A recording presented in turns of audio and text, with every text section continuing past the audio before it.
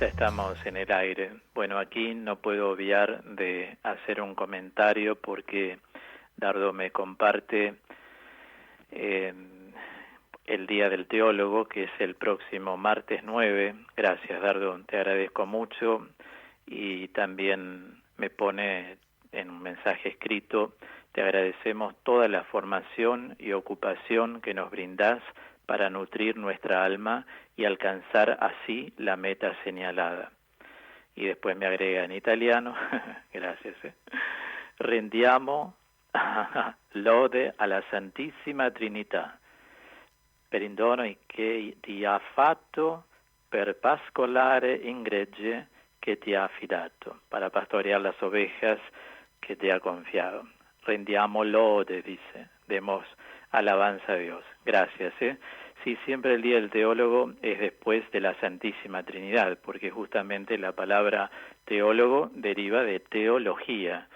Theos en griego quiere decir Dios, logos quiere decir estudio, saber, disciplina, ciencia. Tiene 21 acepciones en griego la palabra logos. De ahí existe psicología, bromatología, ¿ven? Teología, estudios sobre Dios, y siempre después del Día de la Santísima Trinidad, del día propio de Dios, se va festejando. Por eso es el martes 9, el Día del Teólogo. También, dicho sea de paso, gracias Dardo, te agradezco. También quiero agradecer dos obsequios, dos regalos que me han llegado por el Día del Teólogo.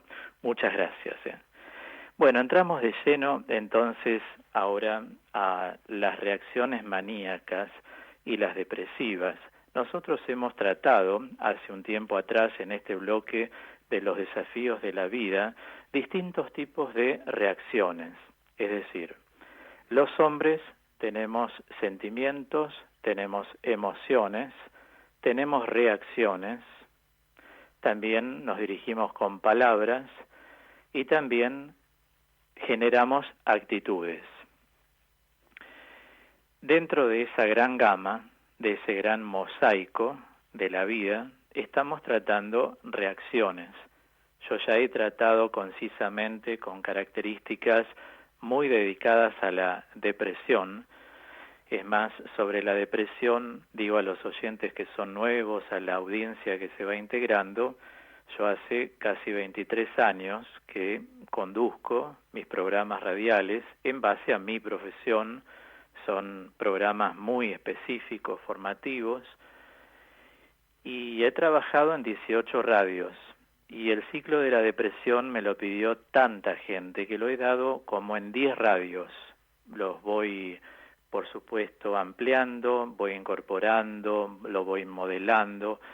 Y aquí, cuando hemos tratado en el origen de los desafíos de la vida, qué reacciones son las que se producen frente a los diversos desafíos de la vida, di características propias de la depresión, hice la diferencia. Ustedes recordarán, no está mal decirlo, no quiero privarme de guardarme algo, como dice el libro de la sabiduría 7:14, no me guardo sus riquezas, porque la sabiduría pertenece a Dios.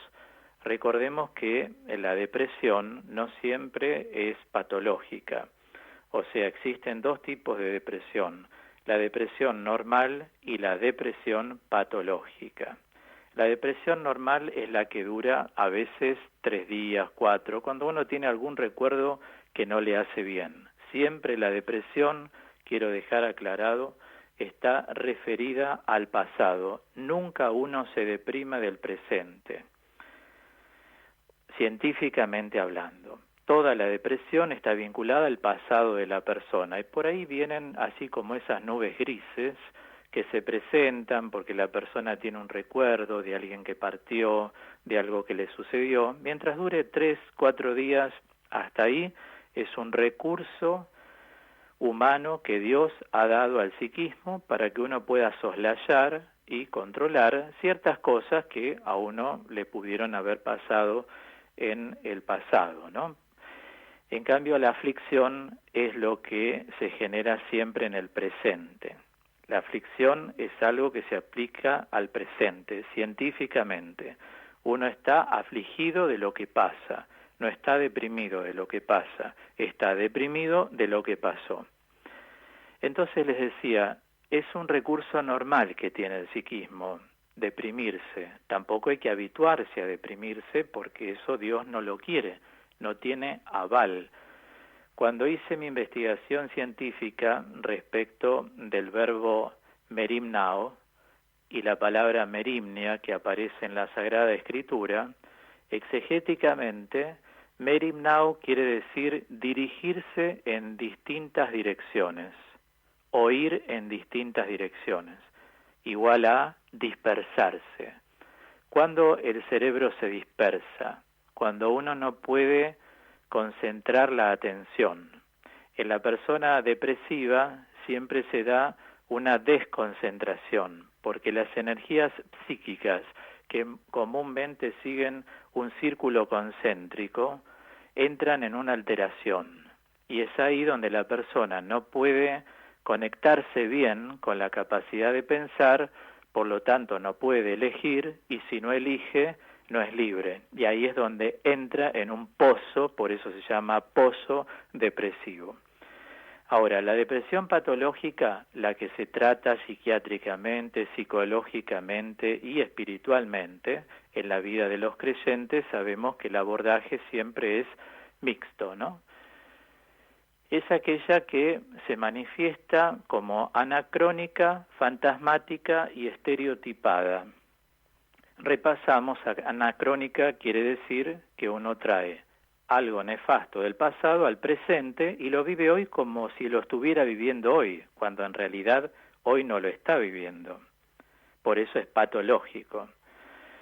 Por otro lado, hay una cualidad que se llama fantasmática porque la persona trabaja mucho con su yo imaginario y no con el yo real.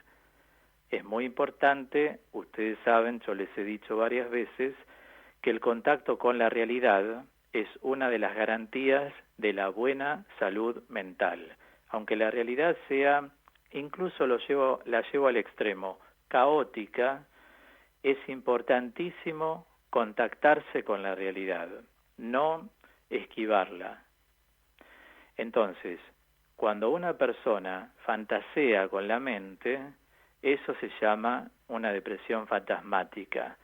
La persona supone que hubiese, por ejemplo, yo atendí mujeres que me han dicho que se sentían muy tristes porque en su momento no dieron un paso, no se pusieron de novio, no se animaron a casarse, tuvieron a veces una imagen muy fea de padres y rechazaban un poco a los hombres.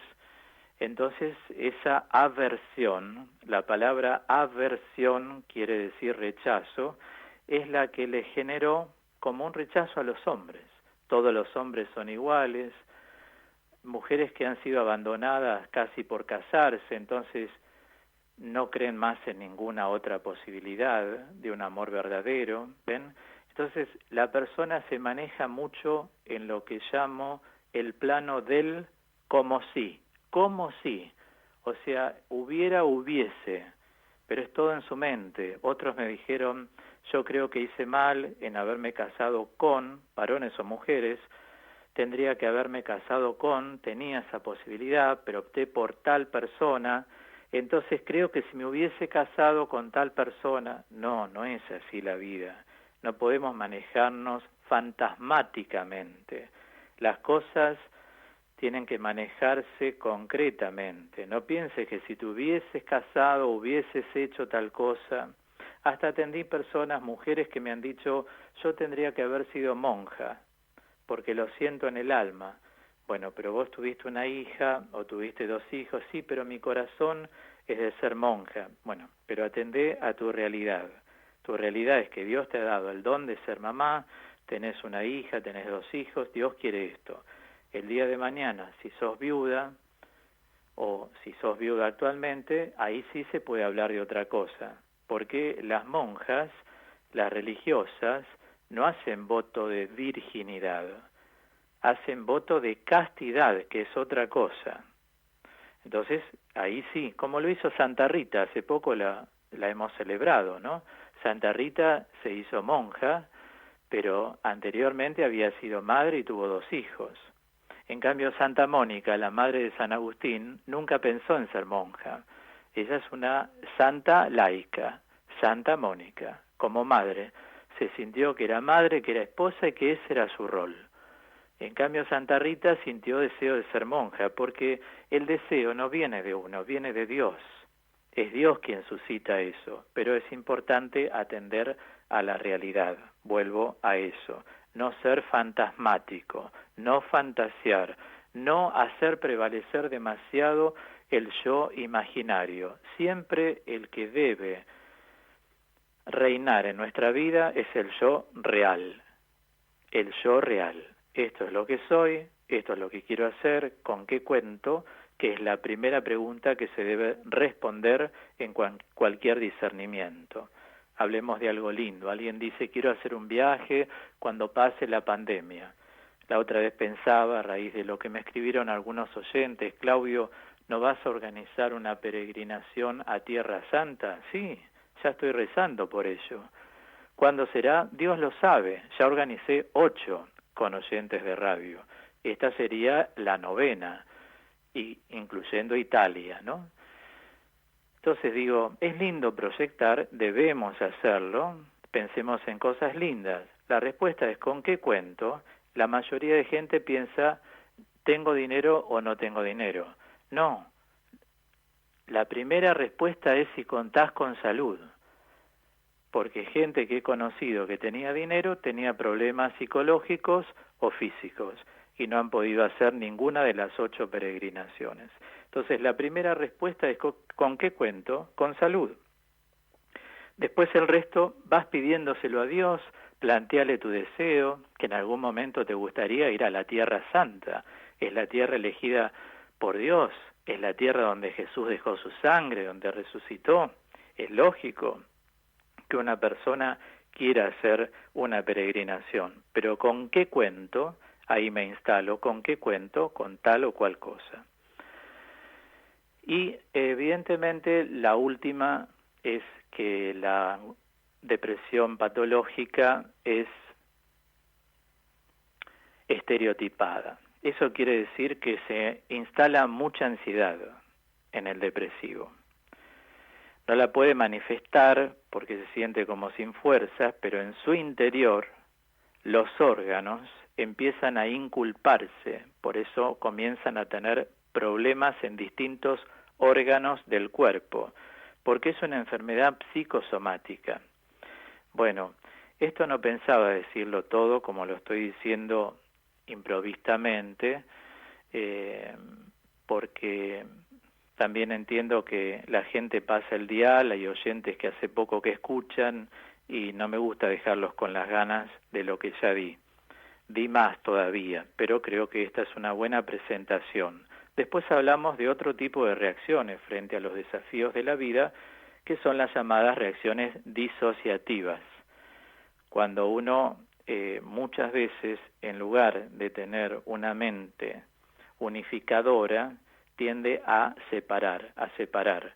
¿Cómo separa? Con comentarios, cuando están de más, con algunas reacciones que son totalmente adversas a la persona. Existen muchas reacciones disociativas.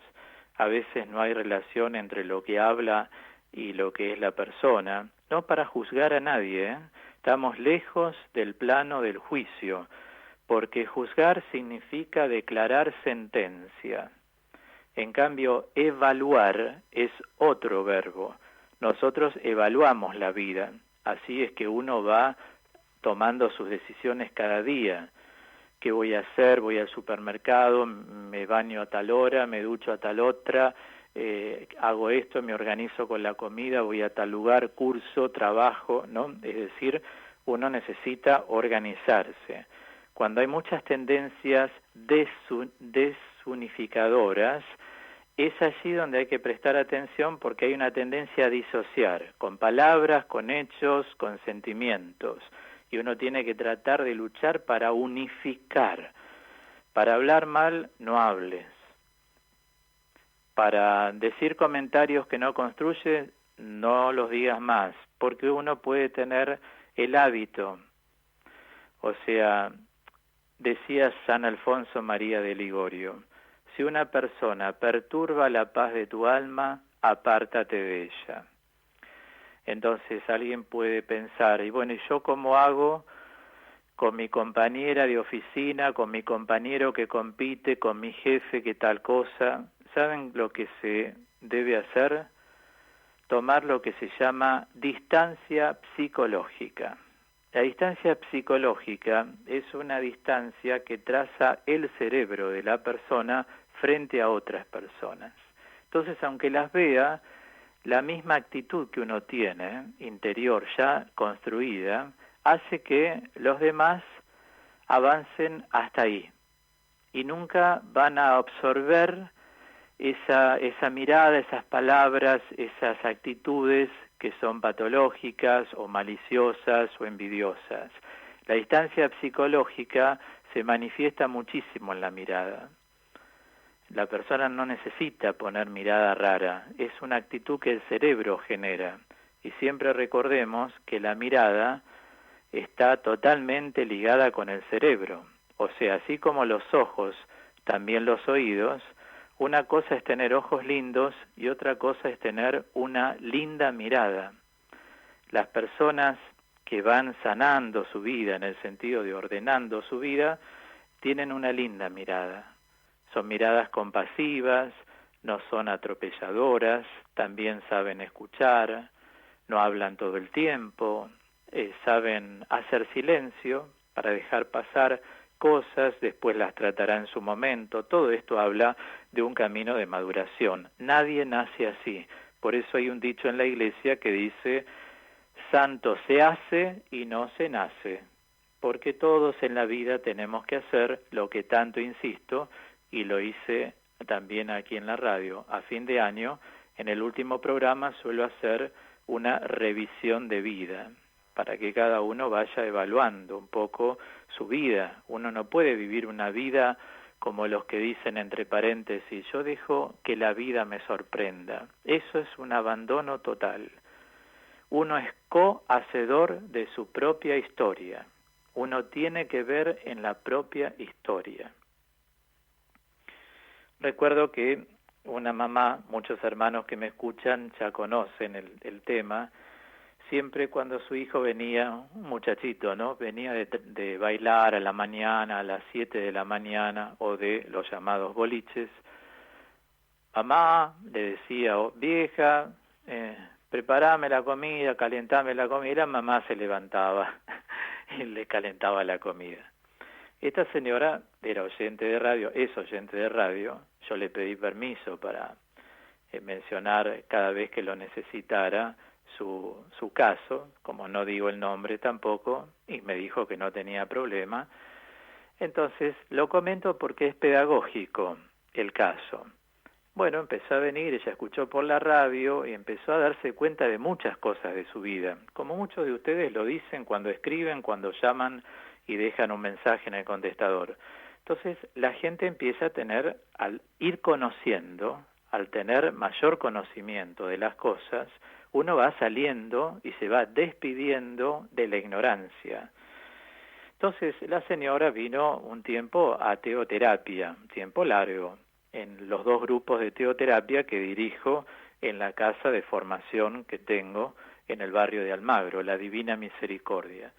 Entonces aprendió que el hijo cuando viene se puede calentar la comida solo, no hace falta que ella corte su sueño.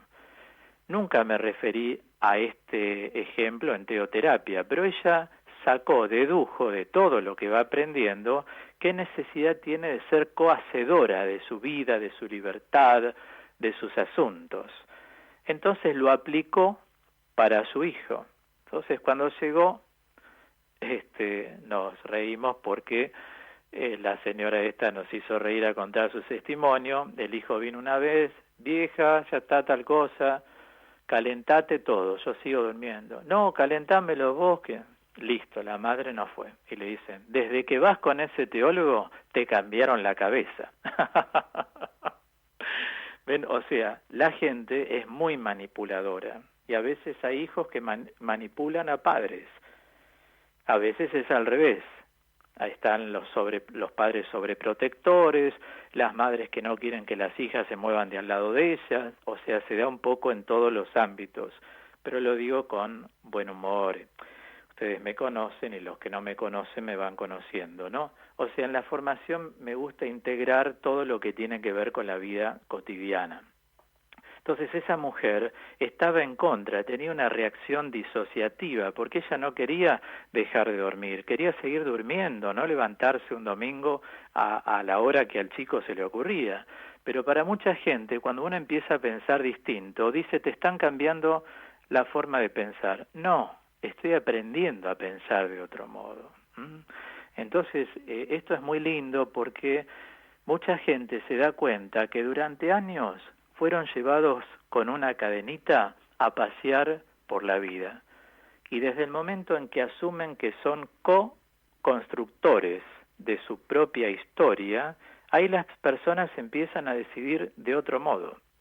Otro ejemplo, hermanas nuestras en la fe que vienen a la asamblea de oración los sábados, excepto por supuesto en este tiempo de pandemia.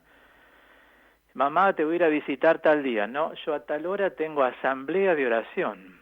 Ah, bueno, pero es la única hora que puedo. Bueno, búscate otra hora en la semana porque yo tengo asamblea de oración. Ahí está. No se puede, los demás no pueden disponer de nuestros horarios. Ya somos grandes. Si vos tenés ganas de ir a la asamblea, tenés que ir a la asamblea. Si vas a teoterapia, vas a teoterapia. Si venís al seminario de espiritualidad, es tu tiempo. Así como, paralelamente, hay muchos hijos que están re felices de que sus padres tengan esta opción porque los ven mucho mejor. Es lógico, es lógico. Y muchos de ustedes que me están escuchando por radio estarán asumiendo eso para sus propias vidas. Sean cohacedores de su historia, que no los lleven por la vida con una cadenita del cuello. Tengan sus propias decisiones, hagan sus propias opciones, porque si no, uno se prepara para ser un frustrado en la vida. Es muy importante el campo opcional. Uno tiene que elegir lo que quiere en su vida cada día. Es fundamental. Y así llegamos a las reacciones maníaco-depresivas. Estas reacciones brotan de un periodo de hiperactividad, a veces de exaltación. ¿No les pasó alguna vez haber ido a alguna fiesta, divertirse mucho y al día siguiente decir, me siento bajoneado, me siento bajoneada? Porque cuando el cerebro pierde el hábito que tiene del equilibrio, ahí es donde cuando se excede hacia arriba, mucha excitación, mucha exaltación, mucha hiperactividad, a veces no se regula yendo al nivel normal del equilibrio. Recordemos que se llama equilibrio al conjunto de fuerzas psíquicas antagónicas. Entonces, eso es lo que logra el cerebro, moderar. Cuando uno fue más arriba de lo que está habituado, muchas veces al relajarse baja del nivel normal. Es como tener la presión un poco baja. Y por eso la persona de una hiperactividad puede pasar a una hipomanía. O sea, cada persona se halla a veces en algunos contextos laborales, profesionales, también afectivos, ¿no? Sin lugar a duda, como excitados, como enérgicos, pero también puede generarse una tendencia a la irritabilidad. Hoy en día la gente está hipersensible. Digo hoy en día es un modo de decir siempre. Si pasás, lo empujaste. Si lo chocaste sin darte cuenta, no te lo perdonan. Si un auto va adelante, el otro le tira el otro auto al lado y le dice el abecedario de malas palabras que puede. eso habla de una gran inmadurez. Esos que ni siquiera los chocaron, pero bajan la ventanilla, insultan con todas las palabras que salen de adentro, en realidad están haciendo eco de otras situaciones que viven en su interior, porque no es para tanta cantidad de malas palabras, el hecho no da para tanta excitación, pero alargan todo lo que tienen adentro debido a otras cosas. Es como una reverberancia que se da en la vida interior. Todas las personas que son muy susceptibles y muy irritables, agarro estos dos extremos de la vida emocional, son personas inmaduras. Hay que decirlo. Entonces, la madurez va a consistir en poder equilibrar eso. Muchas veces en radio, y lo repito porque las mismas personas me lo recuerdan, yo me acuerdo, Claudio, cuando dijiste, ¿qué cosa? No largues una lágrima por quien no se merece. Mucha gente se acuerda de esta frase poderosamente. Tanto los irritables como los muy susceptibles tienen que llegar a un nivel de sensibilidad emocional autocontrolada. Vos larga una lágrima por quien vos querés, por la situación que vos querés, no porque otros te quieran ver llorar. Entonces, digo, hay que llegar al equilibrio, pero no es una imposible. Esto es posible. Lo importante es proponérselo.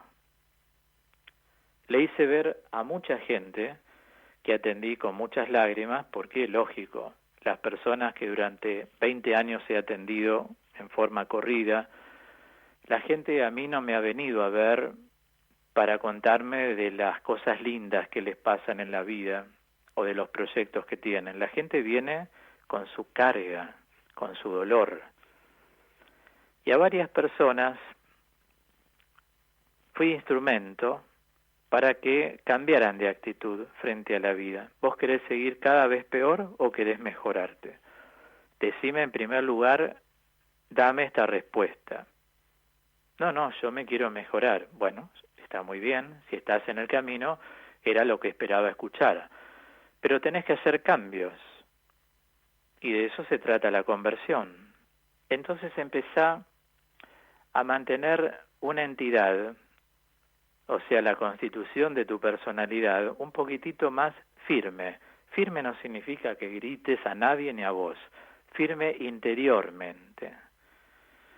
Por eso dicen los padres de la espiritualidad que ante la precipitación, tanto negativa como positiva, busca la moderación. La moderación es una gran compañera de la vida. Las reacciones maniáticas suelen dividirse en 3 categorías que van de manifestaciones leves a manifestaciones graves de conducta maniática. Esas 3 categorías son la hipomanía, la manía aguda y las reacciones depresivas. Entran nuevamente. ¿Qué es la hipomanía? La hipomanía es la clave más leve de reacción maniática. Quienes padecen justamente de hipomanía son locuaces y demasiado activos. Son las personas emprendedoras, entusiastas y a menudo joviales y despreocupados. Estas personas no muestran señales de graves trastornos como delirios o alucinaciones. Rara vez saben examinar introspectivamente su desajuste. Los tienen, pero es como que no les llevan el apunte. Pero es un modo maniático de reaccionar. La manía aguda, en cambio, es una manifestación más grave. Digamos que el trastorno de esta manía, llamada aguda científicamente, se caracteriza por una intensa irritabilidad. Esas personas que dicen, no le podés decir nada, le decís esto, gritan, le decís aquello, lloran, le decís esto otro, se ponen mal, ya te miran con una mirada que te quieren separar. ¿Por qué? Porque no solamente se irritan, sino que toda persona irritativa o irritable tiene fugacidad de ideas. Son las personas que no pueden concretar. Hay como un lenguaje incoherente en lo que dicen. Por ejemplo, tenemos ganas de, vamos a hacerlo y tenemos que trabajar sobre esto. Cuando llega el momento, tratan de poner cualquier excusa para desaparecer de la escena.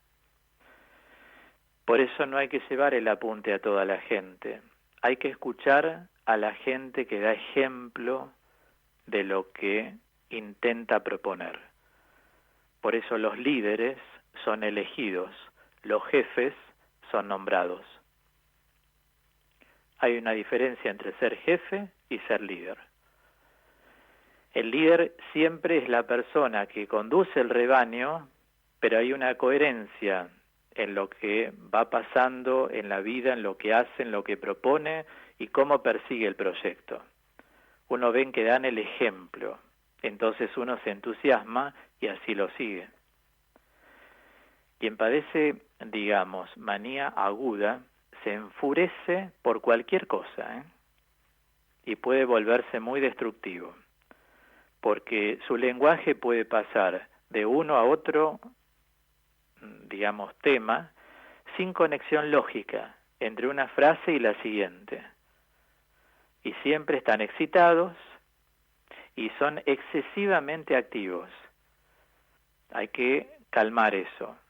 Como dice el libro del Eclesiastés, en la vida hay un tiempo para llorar, un tiempo para reír, un tiempo para bailar, un tiempo, nosotros diríamos, para trabajar, un tiempo para el aseo personal, un tiempo para estudiar, y hay etapas de la vida. Como a veces he sugerido a alguna persona, hay gente que dice, yo puedo pagar mi alquiler, pero me ofrecen un préstamo para comprarme una casa. ¿Y a qué edad lo terminás de pagar? A los 80. No lo hagas. Vas a estar esclavizado en una economía mundial tan fluctuante. Si vos podés pagar tu alquiler, bendito sea Dios, pagalo y viví tranquilo y date los gustos que te gustan. ¿Te querés comprar la mortadela? Comprátela. ¿Te querés tomar un vermut? Tomátelo. ¿Querés visitar a tu familia en el norte? Andá y hacelo. No te ates, no te ates. ¿De qué te sirve a los 80 años tener que terminar de pagar un préstamo? Ven, tiene que haber una lógica y un contenido que hasta incluso me animo a decirlo, en filosofía y teología se llama dialógico. O sea, tiene que haber diálogo coherente y una lógica para que sea coherente el diálogo. En cambio, la hipermanía, a diferencia de la hipomanía, es la más grave de las reacciones maniáticas, porque el hipermaniático muestra formas extremas de hiperactividad. Dice, yo duermo 4 horas porque me tengo que levantar a tal hora, tengo que salir, no importa, me quedo 2 horas más, 3 horas más, me llevo el trabajo a mi casa. Es hipermaníaco. Tiene otras formas extremas de hiperactividad. Suele mostrarse agresivo, lógico, porque una persona que no tiene su tiempo de descanso, su tiempo de oración, su tiempo para trabajar, que no está ordenada en su vida, es agresiva, porque tienen un cúmulo de energía negativa que se tornan muy violentos. Y si su lenguaje, vuelvo a decir, es incoherente, porque se autohalagan de la hora que se levantan a la hora que trabajan, porque yo trabajé tantos años, porque lo que tengo me lo gané con el sudor de mi frente. Como le dije a un par de personas, mira, a nadie le interesa cómo te lo ganaste. Entonces eso lo tenés que sacar de tu discurso, por eso estás cansando a tu familia, porque todo el día les repetís lo mismo. A otras personas se los dije en un plano de pareja, porque yo me levanto a tal hora y yo trabajo. No podés hablar así a una pareja. Tenés que hablar de cosas lindas en la pareja. Si no, te vamos a rendir culto. Dentro de poco te ponemos arriba de un pedestal y vamos a rezarte. Estás todo el día hablando de tu persona, de lo que haces, de lo que dejas de hacer, porque yo tengo esto gracias a mi esfuerzo, gracias a mi trabajo, ¿no? A la gente no le interesa gracias a qué lo tenés. Lo tenés y es tuyo, sabés convivir con tus cosas. Cuando digo sabés, te digo tenés sabiduría.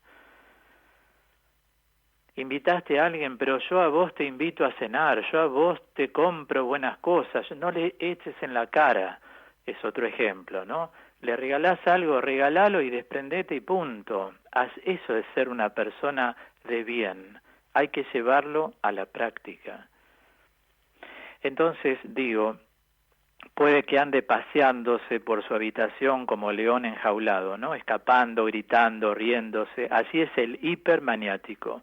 Puede sufrir también alucinaciones. Bueno, hasta acá me da el tiempo en este bloque.